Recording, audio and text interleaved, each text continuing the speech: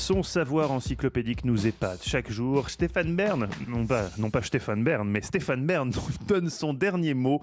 L'histoire d'une expression aujourd'hui, Stéphane, l'expression donner le change.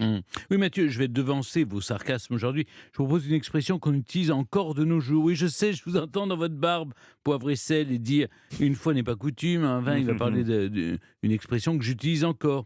C'est donner le change.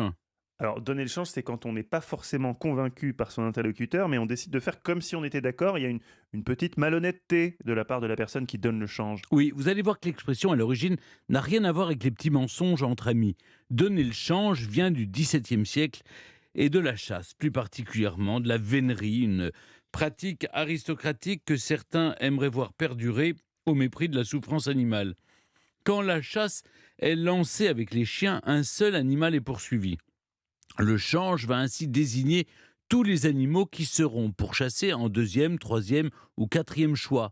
On dit alors que la première cible a donné un animal de change au chasseur. Ce sera à ces derniers et aux chiens de prendre le change, à savoir changer de proie à chaque fois qu'ils la remplacent, avec le risque de lâcher la proie pour l'ombre. Aujourd'hui, en anglais, on dit a smoke screen. C'est un écran de fumée. En Argentine, on préfère meter la moulague, ça veut dire on met le mulet. Façon de dire qu'on remplace pour moins bien. Et enfin, chez nos amis néerlandais, on dit laisser faire le tour du jardin, une façon comme une autre de donner le change, bref, de balader quelqu'un. Voilà, sur les faux semblants, souvenons-nous de cette belle citation d'André Gide.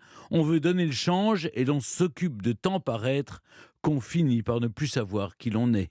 En toute honnêteté, je ne pense pas que ça nous concerne ni vous, Mathieu, ni David, ni Olivier, enfin surtout moi, non, d'ailleurs. Surtout vous, bien sûr.